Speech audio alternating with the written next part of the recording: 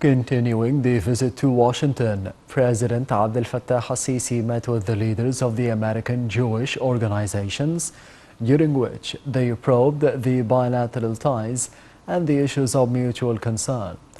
President al-Sisi confirmed that a settlement for the Palestinian cause would represent a huge step in the history of the Middle East and completely change the region's critical reality. The President wished a new stage of peace, cooperation, development, and peaceful coexistence. Presidential spokesman Bassam Radi said that the meeting asserted the significance of the strategic ties between Egypt and the U.S., as well as boosting cooperation and coordination regarding various international files.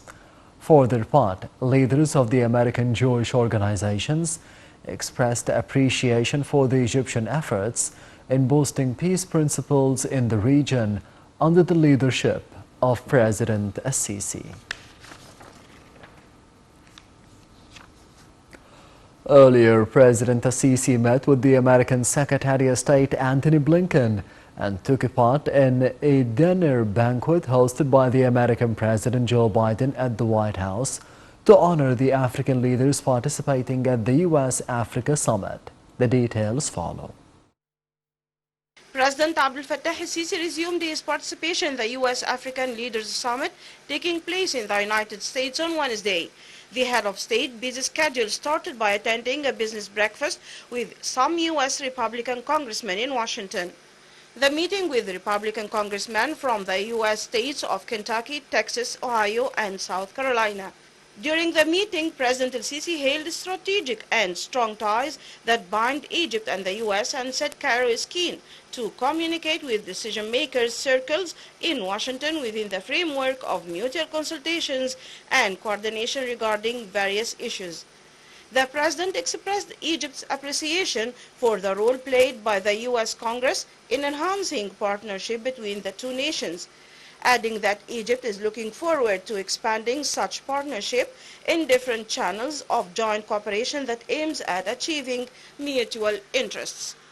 For their part, the U.S. congressman reiterated that Egypt is a key ally to the U.S. in the Middle East region and hailed its pivotal role as a cornerstone for peace and stability in the Middle East, the Mediterranean, and Africa.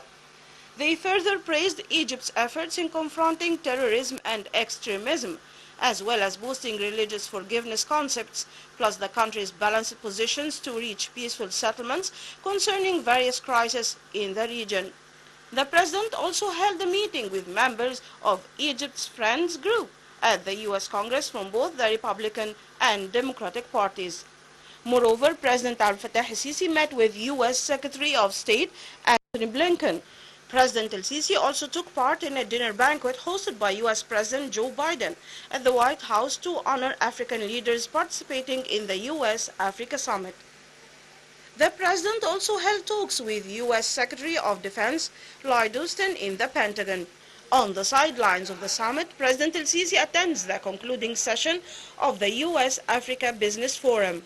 The President said he is looking forward to promoting ties in all aspects of bilateral cooperation based on mutual respect and common interests.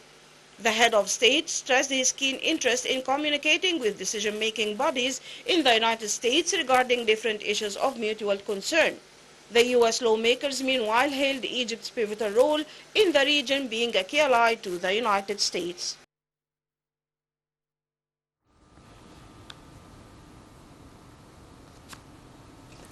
President Abdel Fattah al-Sisi received Senator Lindsey Graham during the visit to the USA to attend the U.S.-Africa Leaders Summit held in Washington.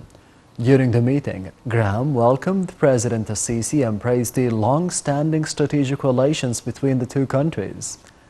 Presidential spokesman Bassam Radi said that during the meeting, President al-Sisi expressed the Egyptian appreciation for the Egyptian-American distinguished ties, adding that Cairo is keen to boost those ties in all domains.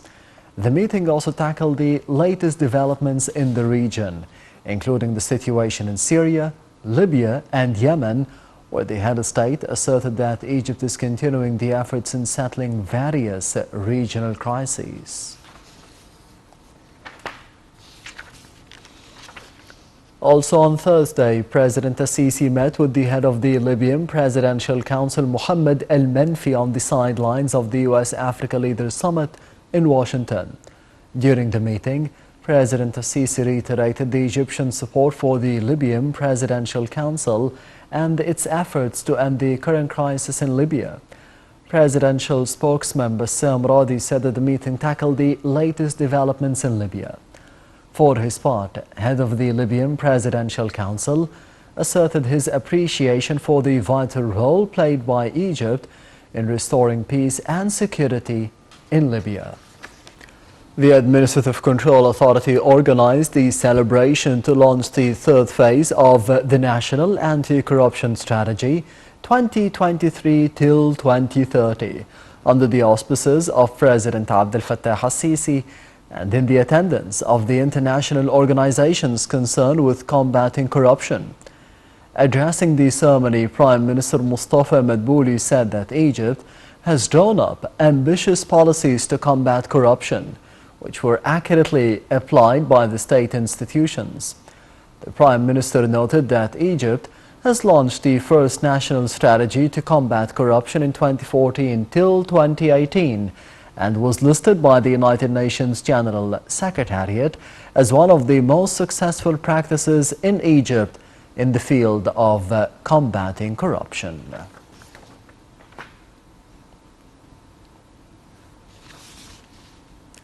Egypt launched the third phase of the anti-corruption strategy coinciding with the International Anti-Corruption Day. The conference was launched in attendance of Prime Minister Mustafa Madbouli and under the auspices of President Abdel Fattah al-Sisi. Nile TV's Rihem Mursi was there and filed in this report. Phase 3 of the anti-corruption strategy, set for 2023 until 2030, has 5 universal goals. Firstly, creating an efficient body that provides fast services for citizens and investors.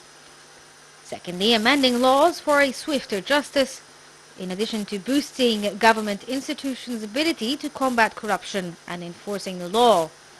The fourth goal is creating awareness among citizens about the dangers of corruption. And finally, cooperating with regional and international partners to combat corruption. Approaches to address corruption, because if you look at the convention, we have to work on the criminalization of corrupt offenses, we have to work on prevention, we have to work on transparent budgets, and we have to work on asset recovery. And during the time that I have been here in Egypt for the last 5 years, we have seen how ACA, as the competent authority, has been engaging, expanding, and deepening in its work in all these different sectors. And I also would like to underline, it's important, anti-corruption is not only a government effort. We need to involve also all the non-government stakeholders and partners, like the private sectors, the universities, civil society, and so on. The launch of the third phase of the strategy included signing 2 agreements between the Administrative Control Authority and the Minister of Sports and Youth and the Authority and the Minister of Higher Education. This is to set the fourth goal of the strategy in motion, where both ministries will reach the youth in all walks of life to create awareness about corruption and inform them of how they can help in combating corruption. Between the Administrative Control Authority and the Ministry of Sports and Youth.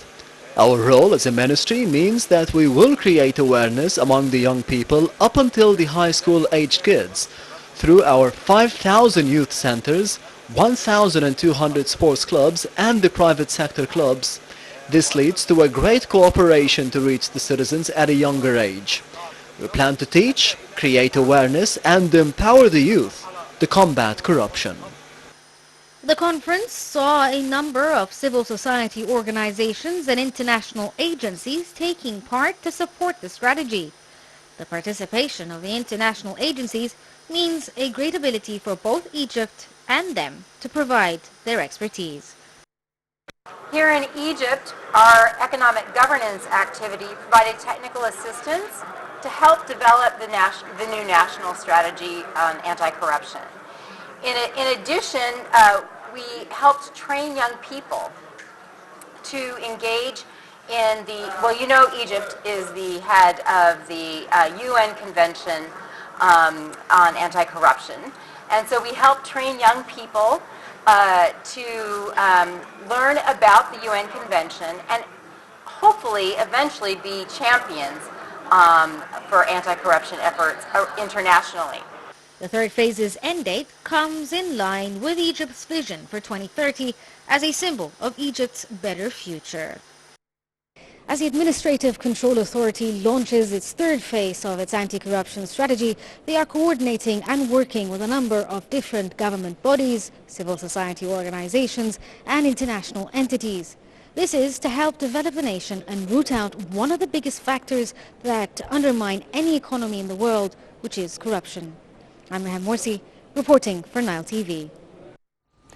Chairing a weekly cabinet, Prime Minister Mustafa Madbouli stressed the necessity of finding plans for addressing the repercussions of the Russian-Ukrainian crisis.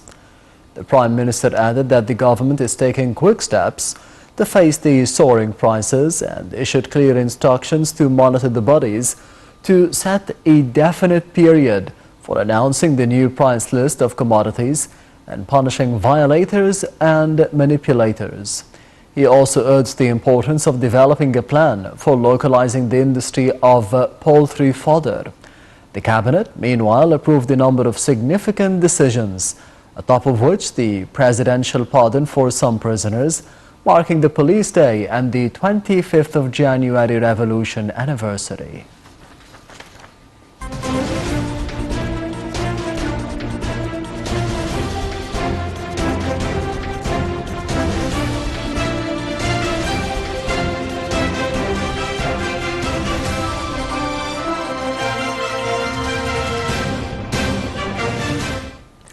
Prime Minister Mustafa Madbouli appointed Mr. Hossein Ahmed Heiba as the Executive Director for the General Authority for Investment and the Free Zones, following Councillor Muhammad Abdul Wahab.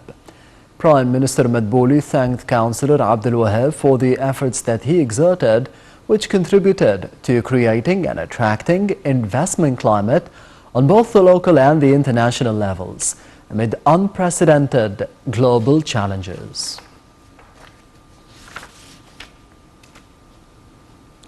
Egypt's stock market indices retreated, being affected by the selling operations by the Arab and the foreign investors. The main EGX 30 index lost 1.54%. The small and medium EGX 70 index lost 0.65%. The more expanded EGX 100 index lost 0.78%. The overall transactions and dealings within the session reached £11.2 billion.